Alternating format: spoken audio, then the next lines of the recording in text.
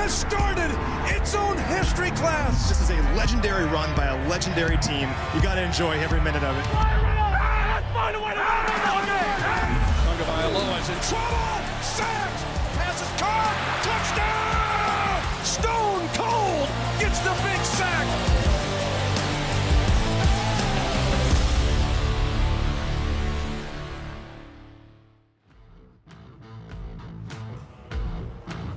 The Chiefs are winners of at least 13 games for the third time under Andy Reid.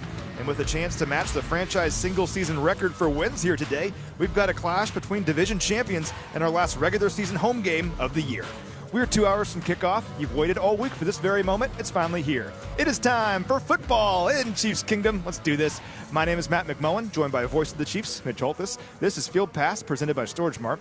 And Mitch, 2 more wins over the final 3 weeks would lock up the first round bye. And mission begins here today. Let's do that. And by the way, this is the actual hat. A guy outside sold it to me for $500. Said this is I thought I had the actual hat. I can look inside. I haven't yet. Let me see. Oh, wait a minute. It says Pat in there. Not Paul? No, Pat. It's Pat? Yeah. What do I do? We gotta figure this out, $500. He told me, Pat, is this Pat's? Let me. Whatever it takes to win. Let's do it. If you haven't seen the Hallmark movie yet, I apologize for that. Yeah, we just gave you the spoiler alert. We're doing everything we can to help us win this game, wearing our holiday Christmas hats here today. But first round bye within reach. Let's win this game here today. Yeah, let's do it. It's getting tense. We all know about the 3 games in 11 days and that challenge, and the Texans are living the same thing. But they've wrapped up the AFC South. And this schedule, when people realize it, the Chiefs will play the entire playoff field of the AFC probably in the regular season, 8 of the 17 games. But to wrap up this bye is paramount. To try to get it done, and today would be a giant step. Now, the Chiefs are coming off their best defensive performance of the year, and really maybe one of the best defensive performances for any team over the last 5 years. In fact, the Chiefs are the 3rd team in the last 15 seasons to record 6 takeaways and 5 sacks in a single game. And it's funny because all week going into the Cleveland game, you and I were talking about how it was like a great chance to get our mojo and our swag back defensively. We might have spoken it into existence. What do you think? Well, and Trent McDuffie said it too during the week, and that's the way they played. I thought they played with some freedom. And we saw the pressure. We see what Charles Omenihu has done in accentuating the pressure and helping out the guys like George Karlaftis and Chris, of course. But the secondary, I thought, played free. They were able to attack the ball instead of just being in the right place. They were more aggressive. And so that's the way Houston is on defense. But I thought it was a good sign. And usually when that happens, it usually carries on. And this is a Houston team that is giving the ball away. Different than they did a year ago. So let's keep that flowing. But any possession you can steal in this game, any bit of field position you can grab, take it. This feels like a playoff game before the playoffs. Now, the impact of the takeaways was obvious. The sacks were important, too, though, because they were timely. We had 3 third-down sacks last week, 2 by George Karlaftis, 1 by Charles Omenihu. Let's see if we can keep that going here today against C.J. Stroud. He's been sacked the 2nd most times of any quarterback in the NFL this year. Really odd. Last year, sacked 38 times the whole year, and he was our offensive rookie of the year. 45 times already this year, but it's the pressure rate. This is very similar to what Pat has faced, because he has had more quarterback hits than anybody in the league over the past 6 weeks. But when you look at C.J. Stroud, his pressure rate is 27%. That is up by almost 6% over a year ago. He's just getting hit way too much and taking a lot of sacks. Yeah, Stroud's numbers are down across the board this year. For example, he led the NFL in yards per game last season. He's 14th this year. I think the pressure is a big reason behind that. He's been sacked at least 4 times in 7 games this season, most of any quarterback. And the splits here are kind of interesting. When he's been sacked 4 or more times this season, the Texans are only 2-5. But when he's been sacked 3 or fewer times, they're a perfect 7-0. And the giveaways. That's led to giveaways. Last year he didn't give it away. 23 touchdowns, 5 interceptions as a rookie. It was awesome. In fact, he became the youngest quarterback to win a playoff game. This year, 13 giveaways. That's the 8th most in the National Football League. He's thrown 9 picks and had 4 forced fumbles. So that goes to your point. Not only is he getting sacked, that ball's getting stripped back at the point of the pass, and that can lead to field position if the Chiefs can get that done. Not just getting sacks, but maybe takeaways. He's still really good, though. He can make all the throws he's when really he's kept good. clean in the pocket, and he has some weapons in this offense. Notably, wide receiver Nico Collins, who leads this team in targets, catches, receiving yards, and receiving touchdowns, despite missing 5 games this year since coming back from injured reserve. In his last 4 games, he's drawn at least 6 targets every single week. Nico Collins has a problem. He is terrifying. I love his game. Yeah. I love to watch him play. Here's your note. Since the beginning of 2023, he is second to Justin Jefferson in yards per catch and volume and productivity. So that tells you that, and the fact that when he's been out there, his effectiveness in those, and the big stat on him, not only that, when you compare him 110 plus yards receiving in 4 games, and he's missed 5. So he's tied for the most in the league with that, with Jefferson. So yeah, he's in that same category when you talk about a Justin Jefferson or a Jamar Chase. And one thing that's helped this Texans offense this year is their defense taking the football away. They have 28 takeaways this year, the second most of any team in the NFL. More importantly, though, it's what they've done with those turnovers. Yep. They've scored 93 points off giveaways this year. That's 28% of their overall point total for the season. That's the highest rate in the league. For context, if you take away the giveaway points, they're scoring just 16.7 points per game. My number one key to winning this game for the Chiefs, don't turn the football over. Well, and you look at what the Chiefs have done and not turning it over for 4 consecutive weeks. You got to go all the way back to 2017 for that to happen. But it's been important in all 4 of those games. But to your point, no more important than this game. This team lives off. They're very aggressive. They're fast. And they live off the takeaways. Second most interceptions in the league, only to Minnesota. And so they'll take gambles.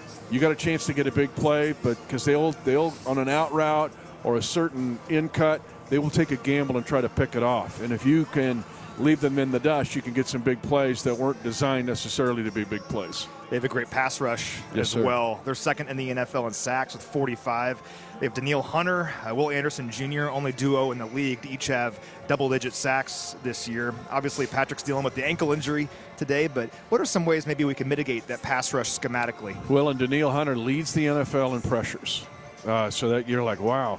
But Will Anderson Jr. knows a phenom in his second year, and he was Defensive Rookie of the Year. So C.J. Stroud got on the offensive side, and Danielle did it on the Will Anderson Jr. on the defensive side. So how do you slow them down?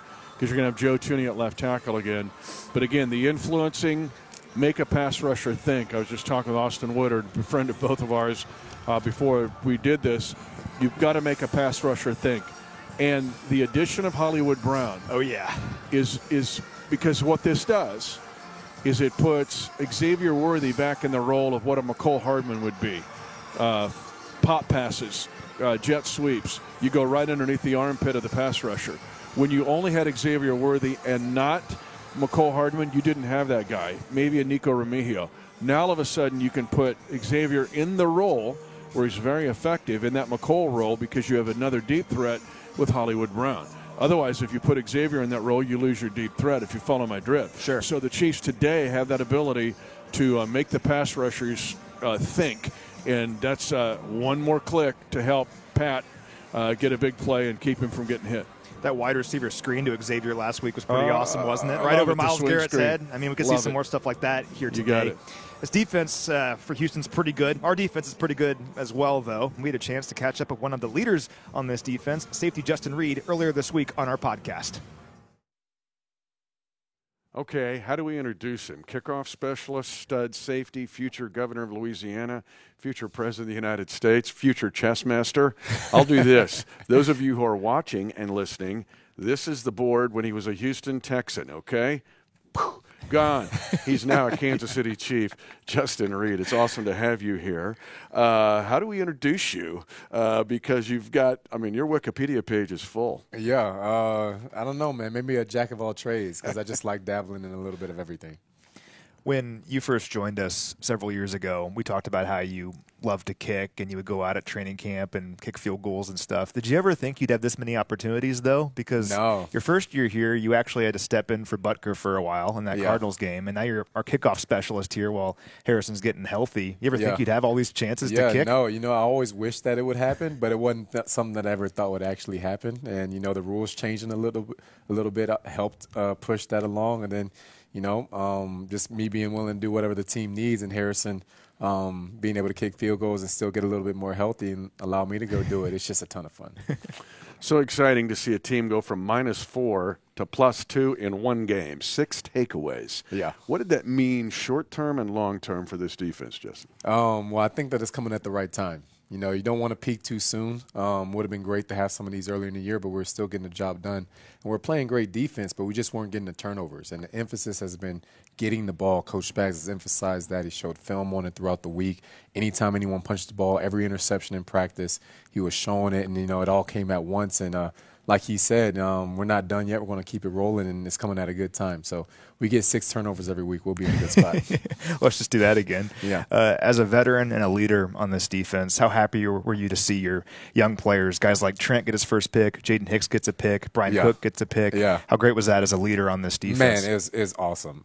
So excited for all of it. B. Cook always has awesome interceptions with him, floating in the air like that. But Trent's interception is by far the coolest. That's the first time I've seen a guy look up at the scoreboard to get intel on when the ball's coming, and then turn his head and make a play on the ball in the end zone at a time that it was great for us to steal some momentum back. So Jaden's coming along nicely. He's getting more reps on the field, developing really well. And then Chris Roland Wallace with the forced fumble on the punt to start the game off and get us a quick 7 points. All huge plays in the game. Roland Wallace has been like a playmaker for us this year. He had that pick against Brock Purdy earlier this season. It's just cool to see an undrafted free agent, right, come in, earn his spot, and get 2 takeaways as a rookie. Yeah, he was a guy that since training camp, a lot of guys, including myself, were really excited about, really excited to see the way he played just because he flew around all training camp. And when he gets his opportunities, he makes some reps with them. There's a couple things here and there. That's what all rookies go through. But this guy's ceiling is just through the limit, man, and you can't wait to see what he does next. So excited for his future. But in the present, here come the Houston Texans in a giant game. Here's the offense from that year. D-Hop's on here, in case you want to know, but he's now ours too. But this Houston offense, and now C.J. Stroud's hit a little bit of a sophomore slump, but just the layers of this offense, scheme and personnel, what you have to do to mitigate these guys. Yeah, talented unit. Everyone knows what C.J. Stroud is capable of. Offensive Rookie Player of the Year. Loves a scramble, can make all the throws on the field. Talented people around him. Laramie Tunsil, strong on the line against every guy he goes through. Nico Collins, vertical threat, tall guy, nifty when he gets the ball, in and out of routes. Tank Dell, very good route runner, shifty, jet sweeps, vertical routes, double moves. Joe Mixon, screen game. He did that when he was with Cincinnati. He's still doing that now. Very patient in the blocks, likes to let his blocks set up, then likes to cut back off of them. And then you got Dalton Schultz, solid all the way around tight end. John Minchie, able to recover from what he was going through when he first got drafted. And now he's the do-it-all player for him, too, whether they want a guy to block or run vertical routes downfield. So they have a lot of talent around them. As you see, I know these guys pretty well, so I'm trying to feed guys information on what's going to happen next and what we can do to best hold them down, and, we're excited for the challenge. Now, Stroud's been under pressure a lot this year. I think he's the second most sacked quarterback in the league. Spags obviously loves to blitz and blitz with his DBs. We asked Trent this a few weeks ago, but when Spags dials up a blitz for you or one of your teammates who's in the secondary, how much fun is that? Huge. When you get a time to let the leash off, you just get to go rush the passer, and, the ultimate goal is just to make sure you run your path. But then once you get there, don't miss a layup, man. It's so fun. So we try and send Trent as much as possible. And sometimes it's not about you getting a blitz. It's about you setting up the next man to get the sack. And that's what's so great is the unselfishness of this team that, sometimes I'm just going in there as a decoy, trying to attract attention, maybe take somebody with me so that the next man can come through clean and get the sack. And we have everyone on the field that's willing to do that in order to have the end result be another sack for the defense. Yeah, we've seen Chris do that too up front, which is awesome.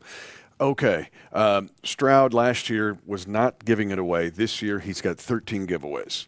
So sophomore slump, what do we have there, and how do you keep the takeaway machine going? Well, the longer you're in the league, the more the people have tape on you. You know what I mean? And then people are able to game plan some things and things go up and throughout the season. We know I don't judge a man by what he's done at his worst. I judge a man by what he's done at his best, and his best is still there. And people typically prepare their hardest when they're playing the defending champ. So we're expecting to get the best version of C.J. Stroud. We're going to continue to keep the pressure on him, try and make him have some errant throws and take advantage of those, keep this turnover train going. But we're not expecting it to be a cakewalk. We're not expecting it to be the games that we've seen on tape the last couple of weeks. We're expecting him at his best, and we're going to prepare for it that way. Kind of talked about this earlier, but this is a human game with momentum and emotions. It's not played as a video game. How big is it late in the year to have a game like you did defensively last week with 5 sacks, 6 takeaways, turnover on downs, to kind of propel you forward here into the end of the season and the big playoffs? Momentum builder. One of the things about the human aspect that it's hard to replicate in the game is the benefit of momentum. Momentum is so big in this game, whether it's even in the course of a game, first quarter, the second quarter, after you have a big stop on defense or after you score a touchdown on offense. The momentum is literal energy that courses through the entire team and just fuels everybody to run a little bit faster, hit a little bit harder, be a little bit more focused and locked in. And that's a big momentum builder, and it's something that will be a stepping stone for us to continue to elevate and continue to raise the standard of what we do.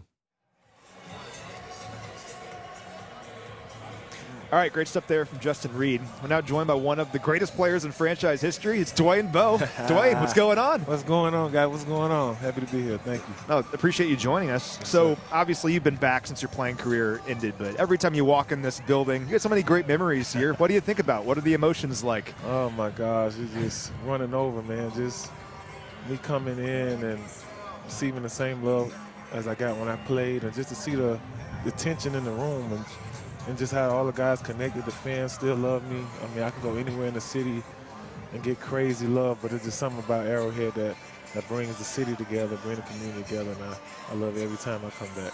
I love it. Debo's in the house. And it was awesome to see you during the Legends Weekend. It's great to see you now. Yes, sir. But how much pride do you take in that you helped start this? You were here coach's first year. You guys started 9-0 after a 2-14 season.